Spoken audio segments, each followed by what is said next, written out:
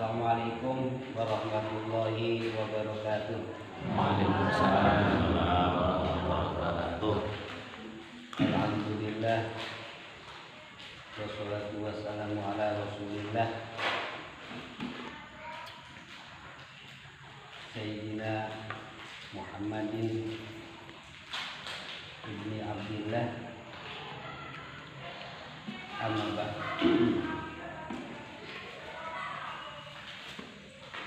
Para jamaah sekalian, alhamdulillah malam ini kita semua diberi kesempatan lagi untuk bersilaturahmi bersama-sama Jamiah Wamimah Pasundan, yang mana kali ini kita semua kedatangan teman-teman yang mulia dari Kota Bogor, dari Bogor ya, dari Kabupaten Bogor, tepatnya dari Palu.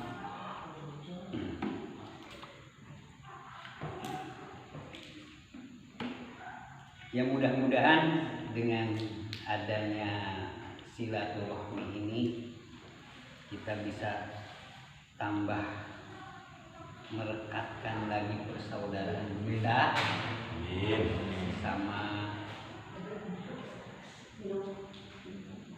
kaum muslimin, umumnya khususnya ya sampai sakitnya sih. Baik, untuk mempersingkat waktu kita mulai saja pembacaan beberapa hadis, yang mana nanti hadis ini akan dibacakan. Nah, setelah itu akan diperjelas lagi oleh guru kita semua, yaitu Kanjeng Syarif. Mudah-mudahan kita semua dapat menangkap dan bisa mengaplikasikan apa yang disampaikan oleh guru kita dan menjadi sinkron dengan apa yang dimaksudkan oleh hadis Rasulullah SAW. Bismillahirrahmanirrahim.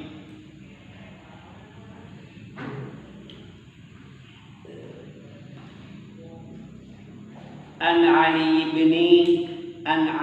Ali radhiyallahu ta'ala anhu annahu qala. Diriwayatkan dari sahabat Ali radhiyallahu ta'ala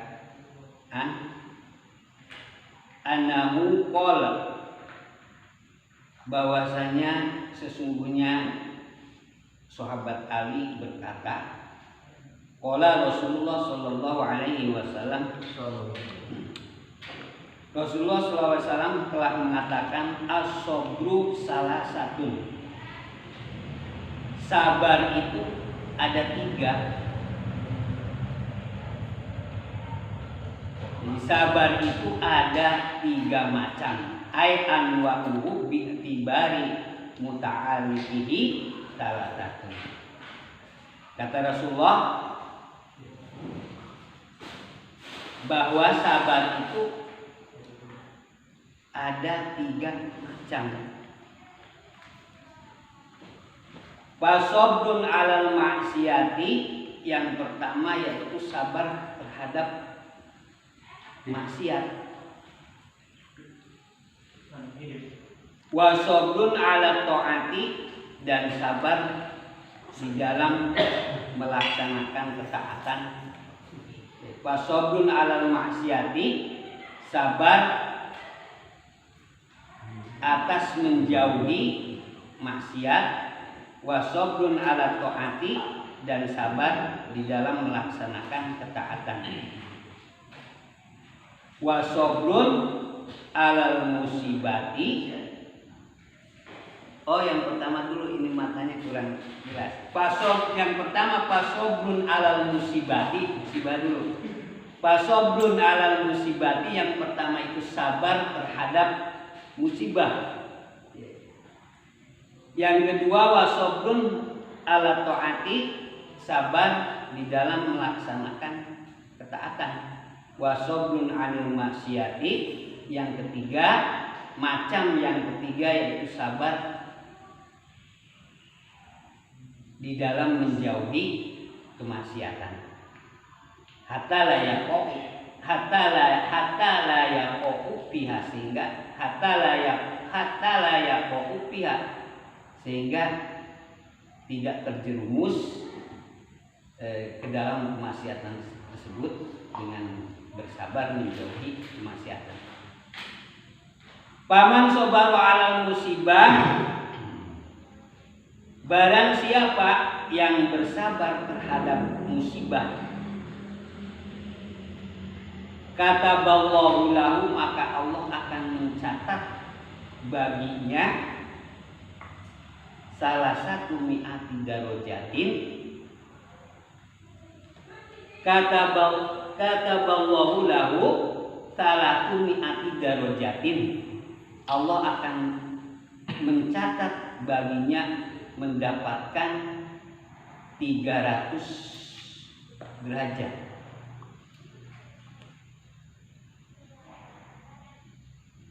Apa sih derajat? Ay manzilatun aliyatun fil jannah. Jadi di sini dijelaskan bahwa yang dimaksud dengan derajat di sini adalah manzilatun aliyatun, tempat yang tinggi, ya, fil jannati, di surga gitu. Miqdaru ma baina darajataini, perkiraan antara dua derajat tersebut, yang di dalam 300 derajat tersebut. Jadi kira-kira antara 1 dengan 2 derajatnya itu kira-kira kama bainas samai wal ardi, seperti atau seumpama langit dan bumi. Tingginya tuh begitu, langit dan bumi. Nah ini 300 derajat, yang 2 derajat, yang 2 derajat kata Rasulullah itu jaraknya itu antara seperti langit dan bumi.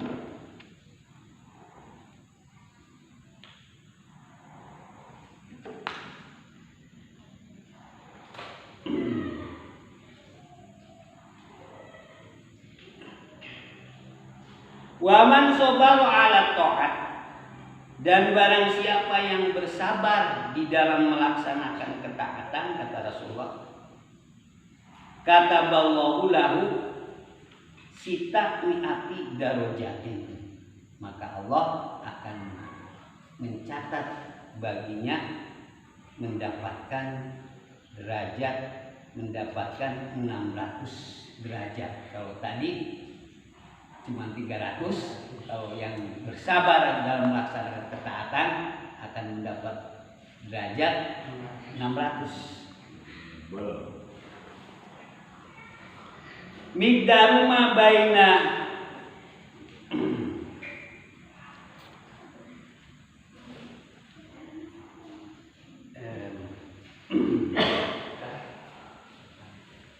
ma baina darajataini kama baina tahumul ardil ulya ila muntahal aradinas sam'i. Jarak antara 2 derajat yang ada pada 600 derajat itu kama baina tahumul ardi, seumpama antara batas bumi yang paling atas ila muntahal aradinas sam'i, sampai kedalaman 7 lapis. Jadi akhir dari 7 lapis bumi. Jadi dari atas sampai 7 lapis bumi, kan disebutkan bahwa bumi itu mempunyai 7 lapisan. Maka antara 2 derajat yang ada dua derajat yang ada pada 600 derajat tersebut ya seperti itu jaraknya. Dari atas, dari bumi paling atas sampai ujung lapisan terakhir bumi. Itu bagi orang yang bersabar dalam melaksanakan ketaatan.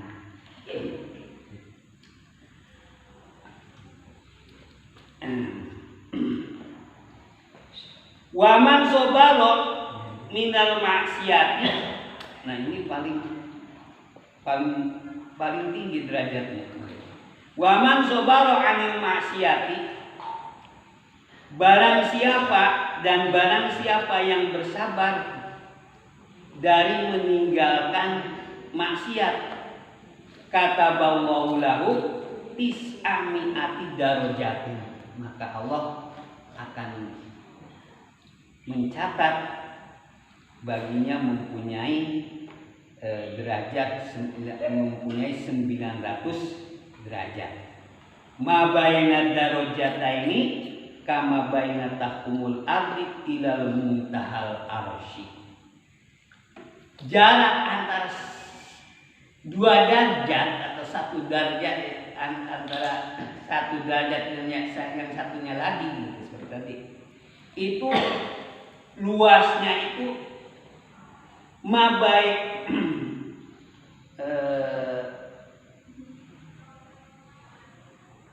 ma baina darajati kama baina tahkumul ardi ila muntahal arsy. Seumpama dari batas bumi sampai ke apa? Sampai ke ujung aras.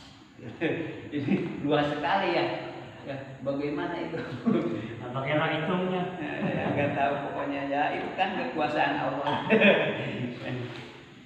Nah itu kira-kira luas satu derajatnya itu dengan derajat yang lain itu ya seperti itu. Antara ujung bumi, dari ujung bumi sampai ke aras.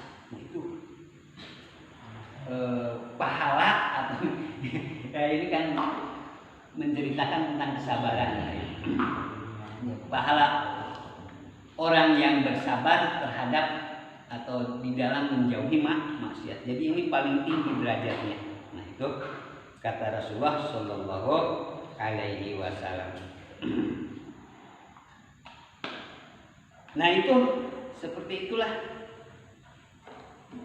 hadis Nabi yang menceritakan tentang 3 macam kesabaran dan pahalanya, catatannya bagi orang yang bisa melaksanakan kesabaran tersebut. Sabar terhadap musibah yang pertama, yang kedua sabar di dalam menjalankan ketaatan, dan yang ketiga bersabar di dalam menjauhi kemaksiatan. Nah, untuk itu saya minta penjelasan yang lebih bisa membuka pemahaman yang lebih jernih lagi dan jelas. Oke.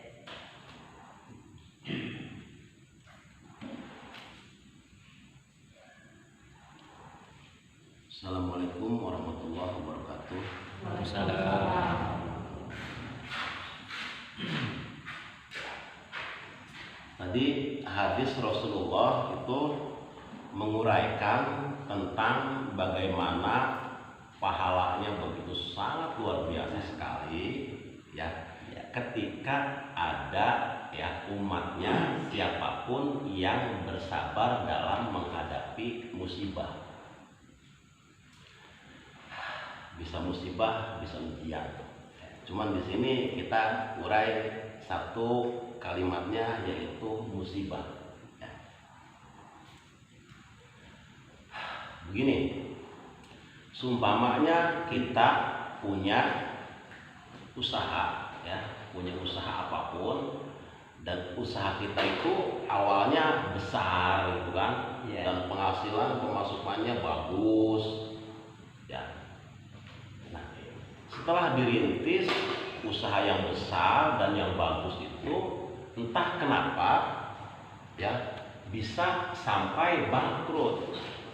Artinya bangkrut itu jatuh gitu, terpuruk. Jadi usaha yang tadinya besar ya menjadi terpuruk. Nah, ketika terpuruk itu disebut oleh kita adalah musibah.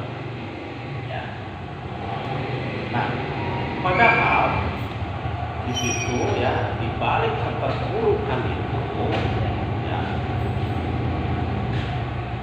di balik keterpurukan itu ya, Allah ingin pelaku usaha itu ketika usahanya berkembang dan maju, dia dengan Tuhannya jauh dari Tuhan. Ya orang kaya tahu sendiri bawaannya seperti apa. Iya, ya artinya kebanyakan gitu ya. Ya, kebanyakan. Kita tuh kalau segala sesuatu diukurnya dengan materi, itu mudah sekali kita untuk membentak orang lain, memarahi orang lain. Itu kenapa? Karena kitanya punya uang. Iya. Mungkin bisa saja, ya, bisa saja ketika kita banyak uang, Allah nggak senang. Kenapa? Karena perilaku kita. Jadi sebenarnya mah ketika usahanya diturunkan itu sebenarnya bukan musibah di wilayah situ tuh sebenarnya bukan wilayah musibah, akan tetapi ya orang tadi supaya bisa dekat dengan Tuhan. Dan waktu dia kaya, waktu dia sukses ya, waktu dia bisa usaha, itu lidahnya mudah sekali untuk menyalahkan orang lain. Lidahnya mudah sekali untuk seumpamanya menyinggung perasaan orang lain. Nah, ditarik ke wilayah Muhammad, ke wilayah bangkrut, ini sebenarnya bukan musibah, tapi dia ditarik oleh Allah ya ke bawah itu supaya dia dekat dengan Tuhan. Karena harta mau sebanyak apapun, ketika di hati kita ada dendam, kebencian, pemarah, ya, kekaur kasinggung teh, ya, orang yang kayak seperti itu namanya istidroj. Istidroj itu hanya hartanya yang berlimpah, akan tetapi hatinya sempit, lebih sempit daripada penjara. Nah, yang kita urai di sini adalah musibah, ya, berarti kita di posisi keterpurukan.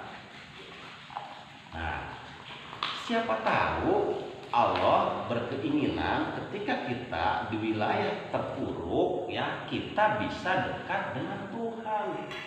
Kita bisa dekat dengan orang-orang yang soleh. Kita bisa mengkonsumsi nasihat-nasihat dari orang soleh. Setuju. Oh, di musibah tuh, ya. Nanti pahala yang didapat sekian lipat itu akan didapatkan ketika di dalam musibah dia menemukan guru mursyid yang baik, nasihat-nasihat masuk kepada dirinya dan dia diimplementasikan di dalam kehidupannya.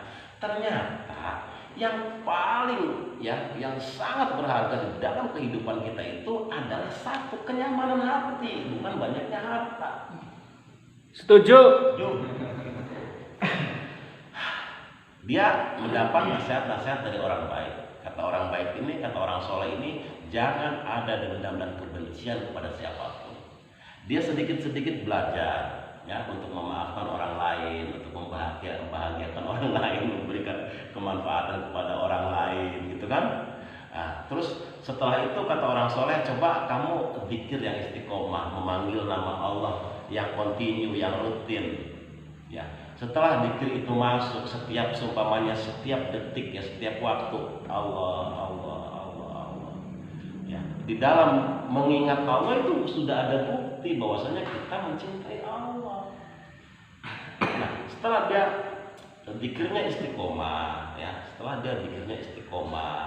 belajar banyak menyenangkan orang lain, ya. Walaupun hartanya nggak punya, tapi dia punya kenyamanan hati. Dan kenyamanan hati ini tidak ada harganya. Itulah surga dunia. Nah, nanti ketika dia hatinya sudah nyaman, nanti dia juga dihitung. Ya, setelah hatinya dia nyaman, ditanya lagi, coba ketika kamu banyak uang kemarin dengan sekarang nyaman mana? Gitu.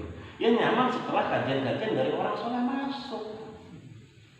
Setelah kajian-kajian dari orang soleh masuk, ya kita dengan keluarga kita, dengan istri kita harmonis, dengan tetangga kita harmonis, dengan orang lain harmonis, dengan partner-partner bisnis yang kemarin itu sudah tidak ada dendam dan kebencian, yang ada selalu mendoakan siapapun. Apakah itu bukan satu kondisi yang sangat nikmat sekali? Gitu. Nah, pahala-pahala yang diurai, yang tadi diurai itu kenyamanan. Nah, kenyamanan orang-orang yang mengkonsumsi kajian-kajian tentang ketauhidan dia diimplementasikan itu punya kenyamanan tersendiri. Dan kenyamanan itu tidak bisa diurai. Nah, Mama Mer, kalau kondisi hatinya ya dari musibah itu dia bertemu dengan orang soleh dan di hatinya ada kenyamanan. Coba kalau nggak percaya ditanya lagi, masih mending mana dulu dengan sekarang? Dulu kamu banyak uang dan sekarang kamu nggak punya uang. Mending mana? Jawabnya pasti mending sekarang, karena sekarang legowo.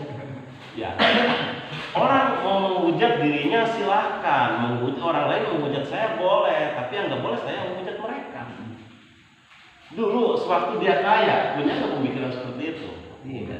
Ya iya, pemikiran seperti itu tuh datang dari nasihat-nasihat orang soleh. Gitu. Jadi musibah itu sebenarnya hanya bagi manusia, tapi bagi Tuhan ya itu bukan musibah, tapi satu kebaikan.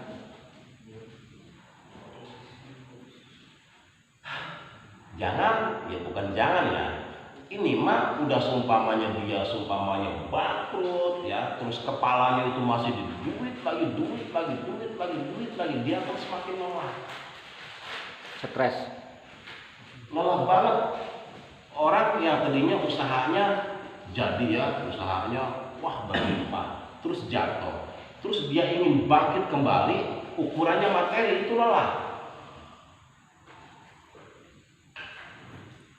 Ya mudah-mudahan ya seumpamanya ya siapapun gitu ya yang usahanya sedang terpuruk ya, itu upaya Allah mendekatkan dia dengan Tuhan supaya di dalam hidupnya ini diisi zikir-zikir, baca sholawat, baca istighfar, baca la haula.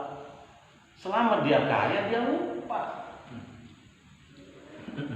nggak ada zikirnya, nggak ada mengingat Allahnya. Sholat dia masih sholat, tapi ketika sholat itu dipakai dengan kebahilan kan jahat juga. Karena apa? Dibahil tuh Muhammad. Kalau kita punya penyakit bahil itu dosa-dosa hati ikut, nggak usah diundang lagi, datang sendiri. Dan anaknya tidak ada yang mau diajak pulang tuh. Itu. Jadi satu diantaranya musibah tadi ya, satu. Terus yang kedua, Muhammad, As-sabru ala ta'at. as-sabru ala ta'at. Jadi sabar ketika menjalankan kebaikan. Iya.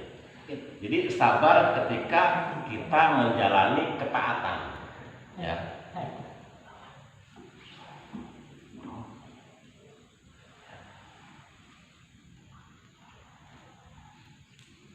Nih, taat tapi masih di seputar dermawan.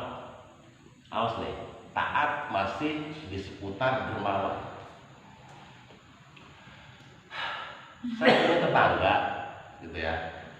Dia hidupnya biasa aja lah, sederhana. Tapi yang nggak masuk akal, dia selalu memprioritaskan orang lain. Artinya rumah dia bilik, nggak bagus-bagus amat. Ya, tapi dia dikasih oleh Allah punya senangnya itu membenahi fasilitas orang lain. Rumahnya sendiri jelek, ya. Tapi ketika ada rumah jompo kehujanan, dia siap untuk membenahi. Rumah yatim kehujanan, dia siap membenahi, ya. Ada yatim nggak bisa jajan untuk sekolah, dia ngasih, gitu kan. Tapi dia hidupnya sederhana sekali. Awas, perilaku yang seperti itu juga oleh orang sekitar kita itu dicemooh. Iya, Bisa. iya, dicemooh. Kenapa? Ya maksudnya enggak diri kamu aja, enggak uang itu buat kamu aja, kenapa dibagi-bagi?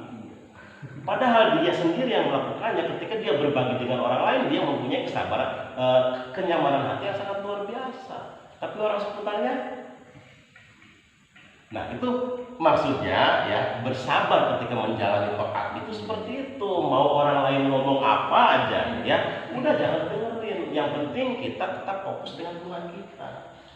Nah itu juga sama ya, akan menghasilkan kenyamanan hati yang sangat luar biasa. Kita fokus. Rasulullah dermawan, kita sebisa-bisa dermawan.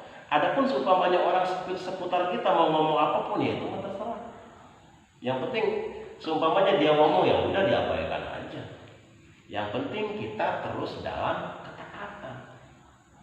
Terus kita melakukan kebaikan-kebaikan. Jangan pernah berhenti. Gitu. Nah, pahala-pahala itu ya, ketika mereka seumpamanya dari sekelilingnya itu menghujat, dia mengabaikan. Karena orang lain nggak bisa merasakan kenyamanan yang seperti dia. Dia hanya bisa seumpamanya kenyamanan itu dirasakan sendiri. Nah, maksudnya bertahan tuh dari orang sekitar gitu. Kalau kamu bisa seperti itu, kamu hebat gitu kalimatnya mah. Jadi nggak usah bilang lontek lagi ya. Terus yang ketiga gimana? Yang ketiga. Sabar terhadap menjauhi maksiat. Oh.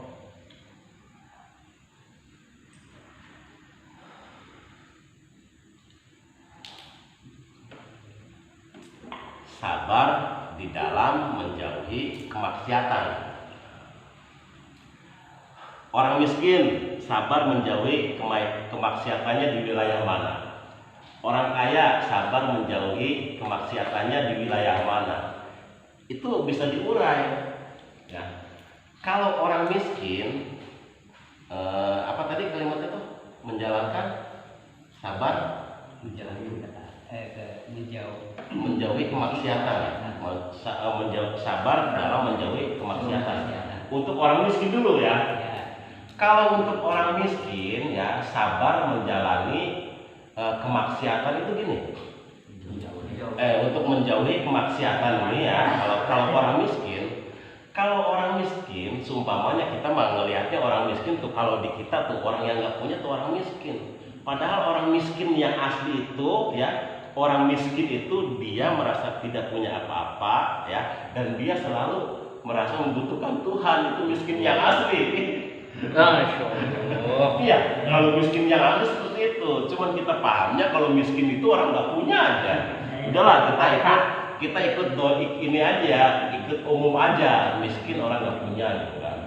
Nah, miskin orang nggak punya itu ya, bagaimana dia seumpamanya bisa seperti orang lain gitu kan, beli minuman keras, racun gitu kan, ya. Jadi dia kan nggak bisa.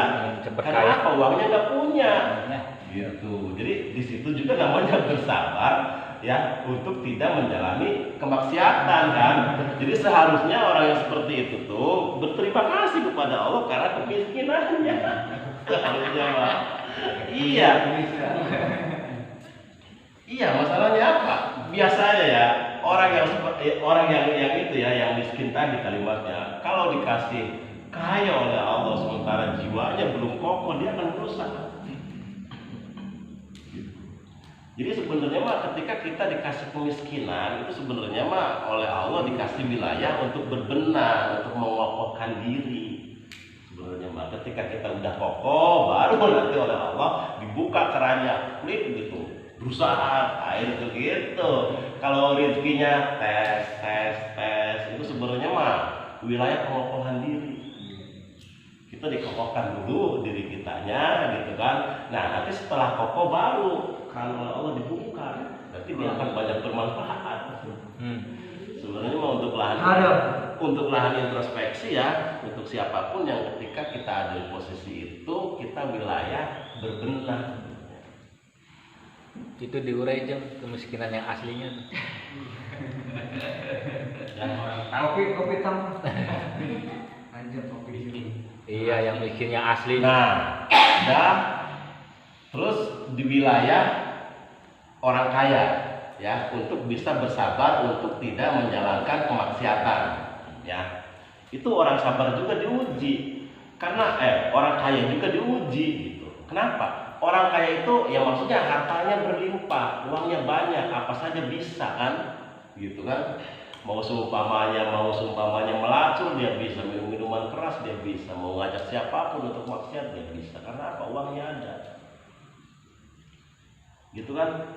Nah, di wilayah kita banyak harta juga ya, kita harus ada kesabaran. Artinya apa? Coba uang ini ya kira-kira keluar tepat sasaran, gitu. Nah, di wilayah itu ya sulit sekali sebenarnya untuk orang-orang kaya. Kenapa? Uangnya ada. Gitu. Nah, untuk orang-orang kaya ini biasanya gitu kan ya, kalau seumpamanya hartanya banyak, ya untuk foya-foya, senang-senang. Nah, di situ kalau masih ada orang kaya yang mampu mengeluarkan uangnya itu tidak untuk kemaksiatan ya, tapi untuk kebaikan ya, yaitu dia akan mendapatkan kenyamanan hati yang sangat luar biasa sekali. Gitu. Jadi di posisi miskin ada seumpamanya menjauhi kemaksiatan, di wilayah posisi kaya juga ada upaya untuk menjauhi kemaksiatan. Ketika waktu miskin masih bisa menjauhi kemaksiatan, Allah senang. Ketika sudah kaya, ketika dia kaya dia juga supaya menjauhi kemaksiatan, ya Allah senang juga. Nah, dari perilakunya itu, dari perilaku yang disenangi oleh Allah itu ya, nanti masuk ke dalam hatinya itu kenyamanan. Gini, kata Allah sendiri,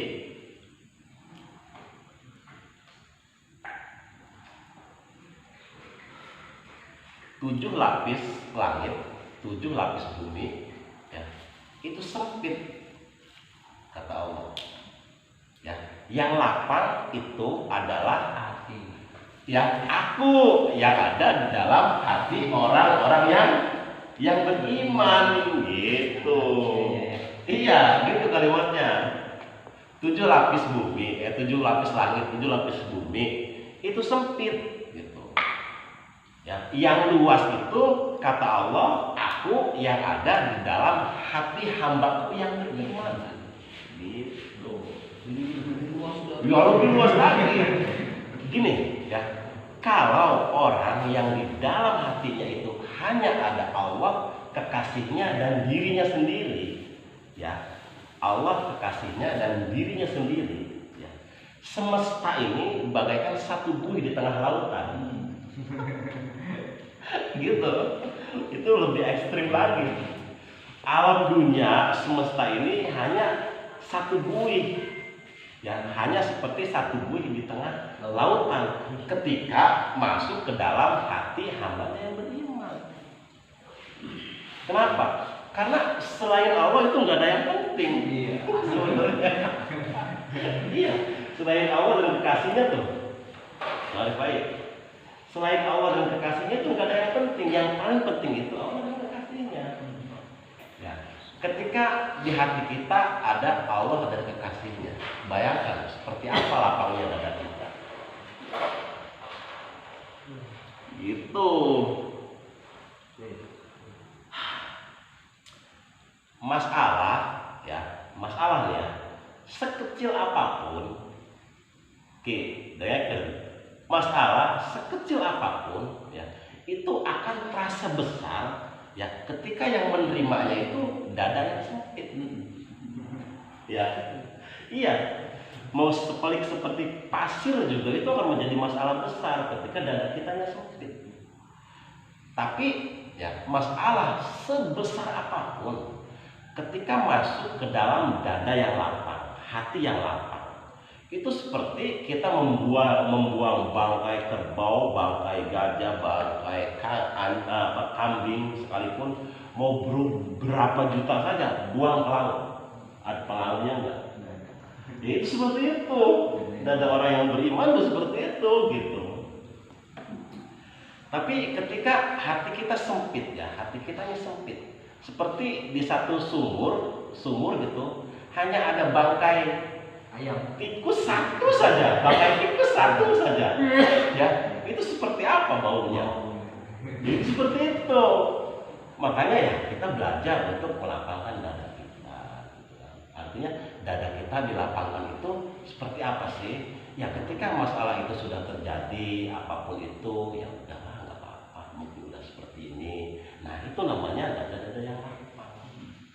Jadi nggak dibahas ini, wah itu mah. Maksudnya seperti itu. Gue banget. Lebih banget. Jadi ya usahakanlah kita sekarang kita belajar untuk seumpamanya belajar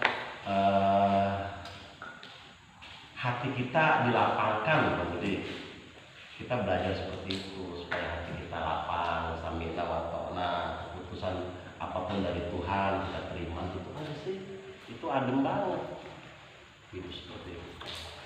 Jadi inti dari hati Kesimpulan. untuk melapangkan dada ya. Ya intinya mah ya ketika kamu sudah mampu melakukan yang tiga itu, nanti kamu akan mendapatkan kenyamanan hati yang sangat luar biasa gitu sebenarnya Pak.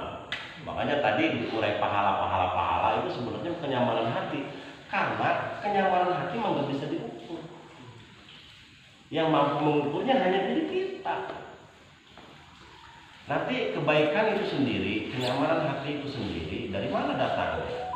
Ya, datangnya dari ya kebaikan-kebaikan ya yang sudah yang kita lakukan, kebaikan yang kita lakukan ya banyak bermanfaat orang lain, dan diyakini kebaikan itu bukan datang dari diri kita, akan tetapi kita dikasih mampu oleh Allah untuk memberikan kebaikan itu kepada makhluk. Nah, ketika sudah seperti itu, nanti klik masuk itu hanya bisa menjadi rahasia ya antara dia dengan Tuhannya. Nah, ketika sudah menjadi rahasia antara dia dengan Tuhan, itu nanti mengendap masuk ke wilayah sir. Sir itu di mana adanya ya? Ya, di palung hati yang paling dalam gitu. Nanti kalau sudah banyak kebaikan-kebaikan yang kita rahasiakan gitu kan, cukup hanya kita dengan Tuhan saja yang tahu ya, masuk ke wilayah sir. Nah baru di sana Muhammad ada masuknya ke wilayah percintaan gitu. Jadi apa-apa yang diingat Allah, apa yang diingat Allah, apa yang diingat Allah. Dan nanti di wilayah sir itu ada dialog-dialog.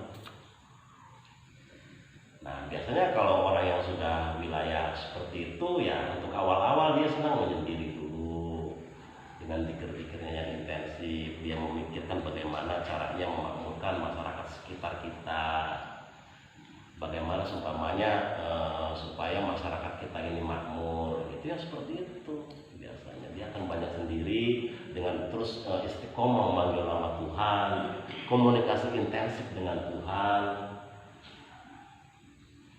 Nah, kalau sudah masuk ke wilayah percintaan ya, kalau sudah masuk ke wilayah sir,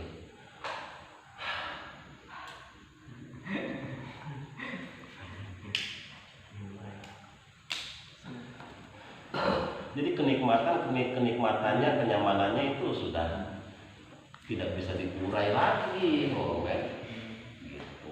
Sudah nggak bisa diungkapkan dengan kata-kata. Nah, terus ada lagi kalimat bagaimana caranya supaya bisa kita mampu masuk ke wilayah sir itu gitu kan. Ya. Yang penting kita dari sekarang banyak menebarkan kebaikan aja dulu. Nanti dari kebaikan-kebaikan itu ketika kita mampu menyenangkan orang lain, kita disenangkan oleh Allah, nanti itu mengendap ya jadi satu rahasia. Bahkan di wilayah itu, di wilayah Syir itu, ya, malaikat, ya, setan itu nggak bisa masuk di wilayah itu. Karena itu wilayah roh, wilayah antara dia dengan Tuhan. Dah, kiranya cukup. Tanya jawab. Segitu aja dulu. Ya, tanya jawab ya silahkan, nggak apa-apa ya, dikasih waktu. Ya, buat yang mau bertanya nggak apa-apa. Begini, pengertian sabar kan sementara bagi orang-orang kita awam itu adalah menerima, ya, menerima, artinya ya menerima gitu.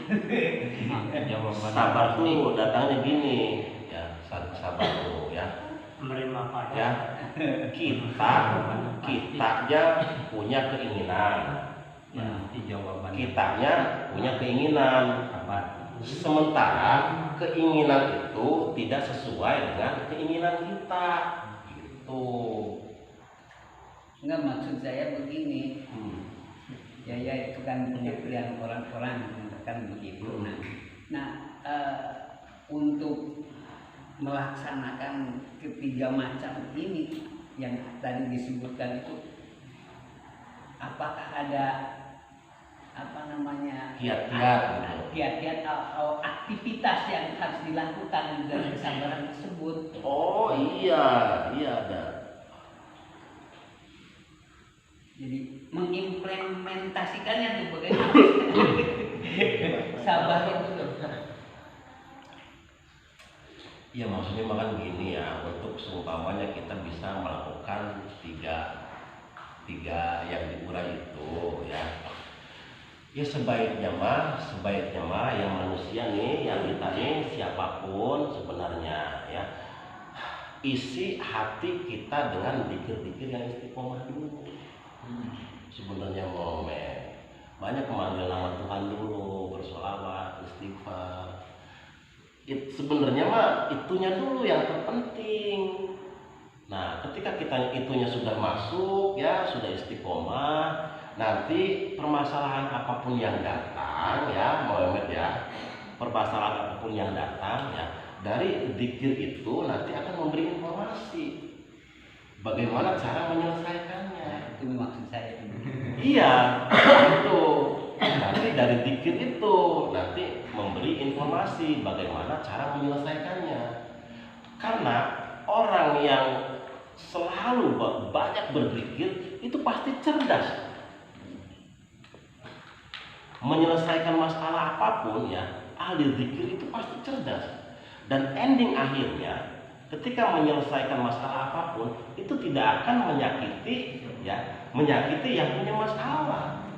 Jadi kalau bahasa Sundanya herang China benar tahu, gitu.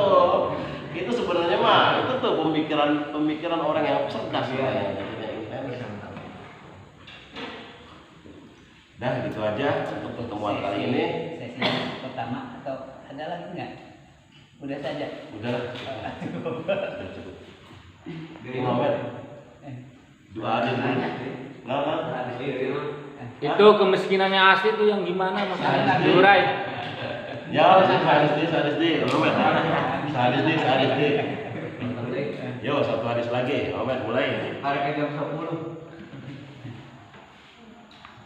Enak. Ya moa. Itu naon ya? Hadis di. Kemerkaan.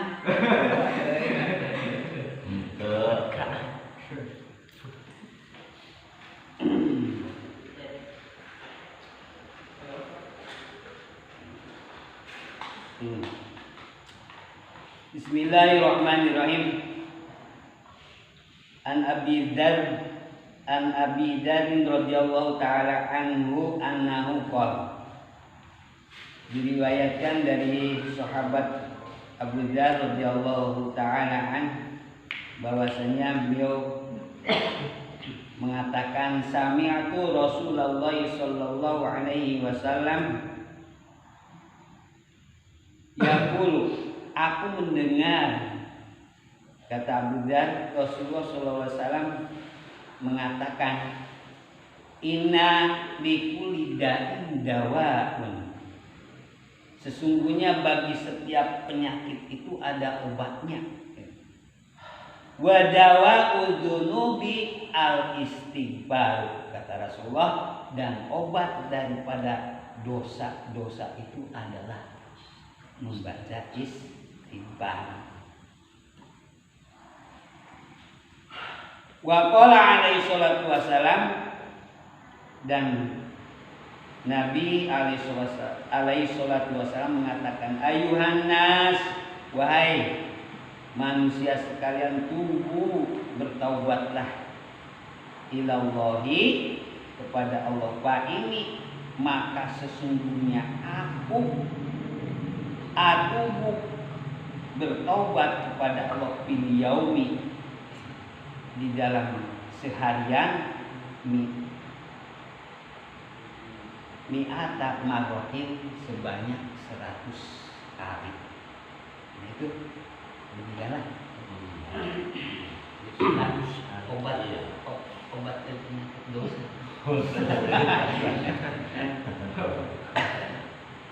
Ya, kita ngambil dari sisi lain dulu ya. Sisi lain dulu.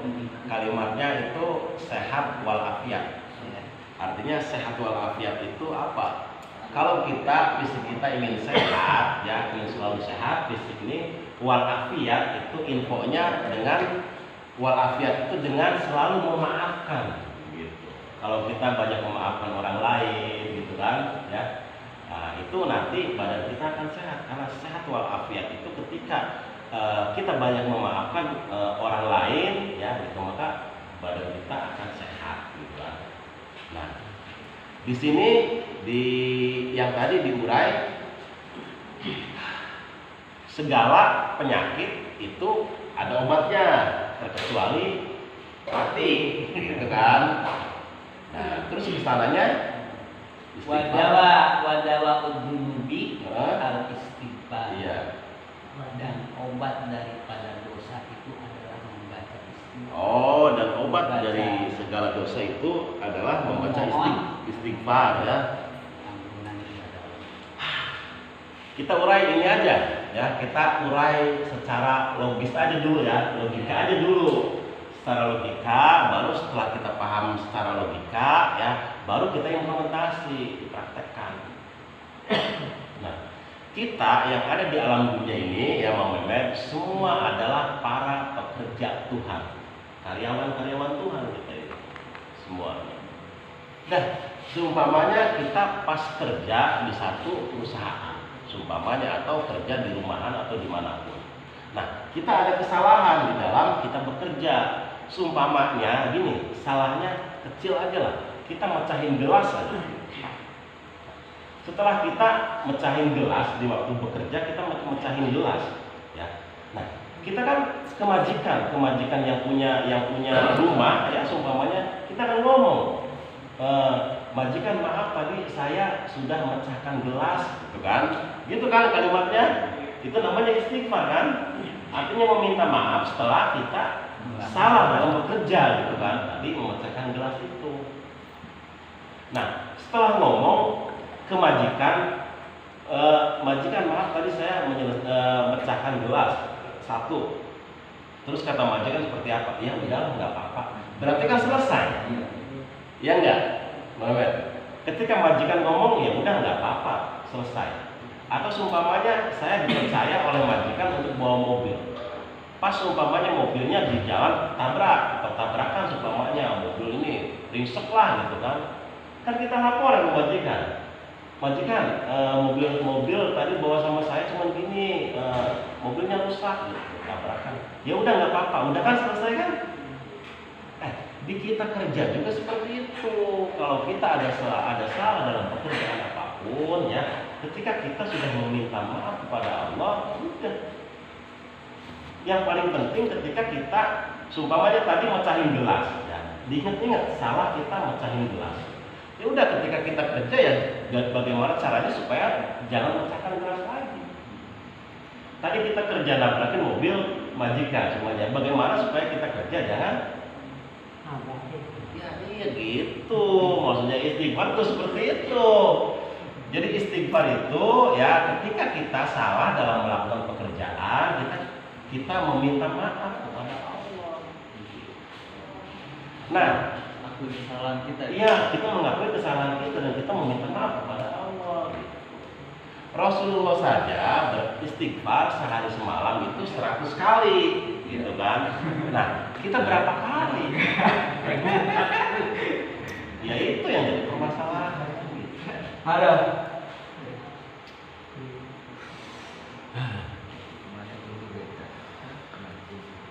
Paling kalau nggak istighfar ya. Ya sebenarnya mah istighfar itu sebenarnya mau untuk pemula sebenarnya. Ya kalau udah masuk ke wilayah sana istighfar tuh untuk pemula. Ya artinya gini, seumpamanya kamu sudah seumpamanya kerja di rumah saya sudah lama. Setiap kamu punya kesalahan ngomong terus ke saya, lama-lama saya ini enggak. Iya.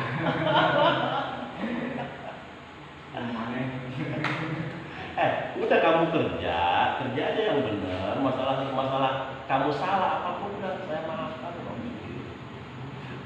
Ya artinya untuk awal-awal istighfar ya untuk start awal ya boleh-boleh saja sih bagus. Tapi untuk kesana mah ya kita fokus di pekerjaan kita. Nah nanti pekerjaan kita Artinya mau salah atau mau tidak begitu. ya biasanya kalau yang sudah diberi hak kebebasan ya oleh kitanya tuh, ya biasanya dia lebih introspeksi, Ya, betul. lebih paham untuk tidak melakukan kesalahan. Dibimbing langsung. Ya bisa dibimbing langsung bisa, gitu. Dia aja lebih introspeksi juga bisa. Gitu. Jadi istighfar itu hanya untuk awal-awal berapa kesalahan kesananya ya dia jalan sendiri.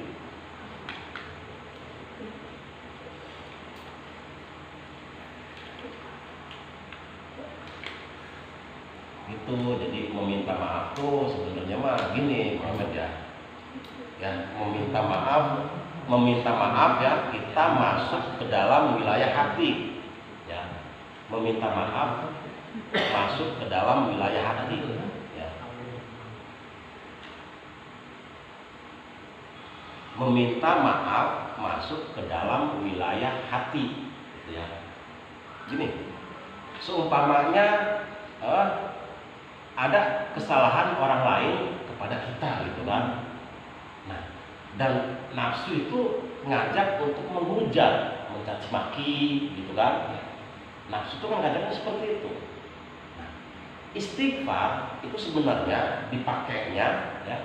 Bagaimana caranya kita jangan menghujat mereka. Jadi istighfar itu sebenarnya proses delete, proses hapus.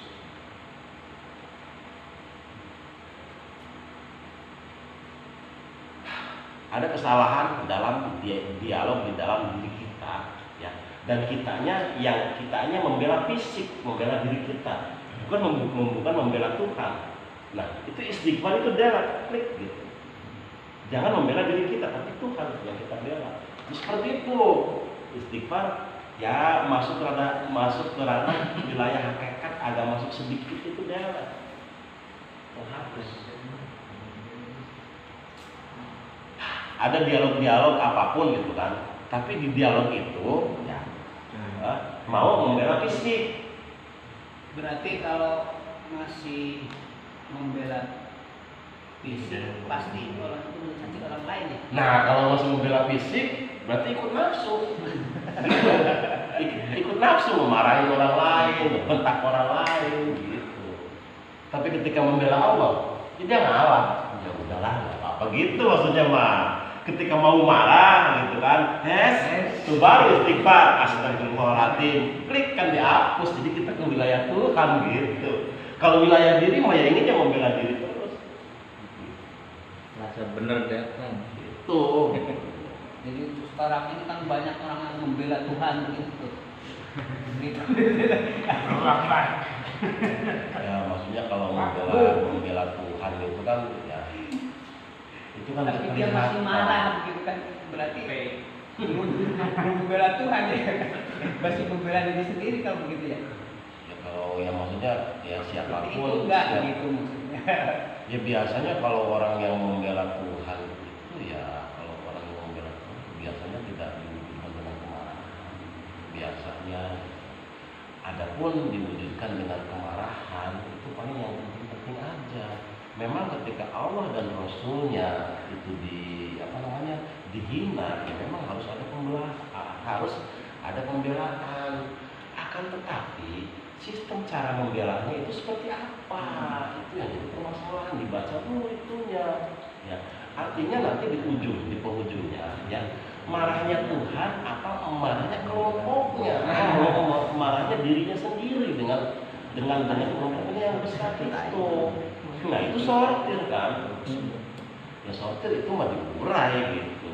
Nanti di penghujungnya mereka membela Tuhan atau membela dirinya, atau membela kepentingannya, atau membela dirinya sendiri, itu sortir.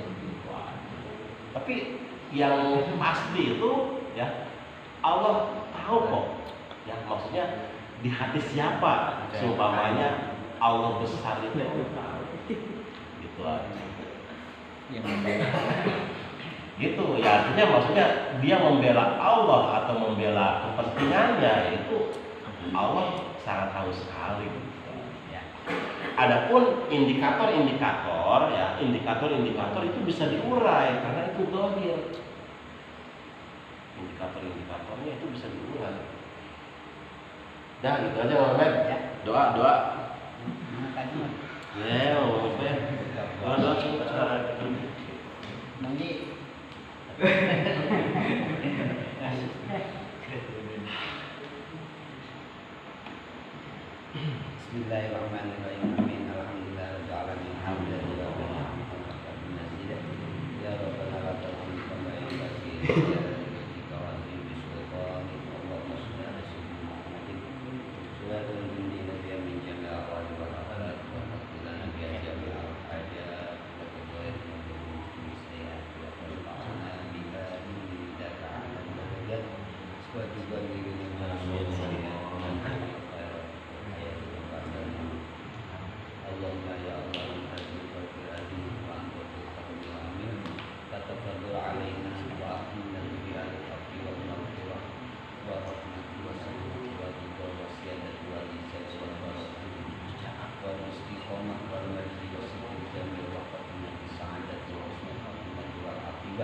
wasi'ati wal afiyah dhahir wa batin fid dunya wal akhirah wal fawzi wal falahi wan najat min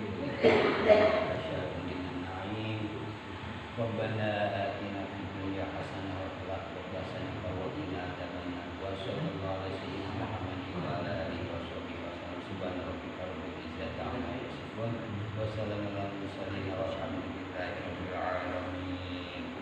Wassalamualaikum warahmatullahi wabarakatuh. Waalaikumsalam warahmatullahi wabarakatuh.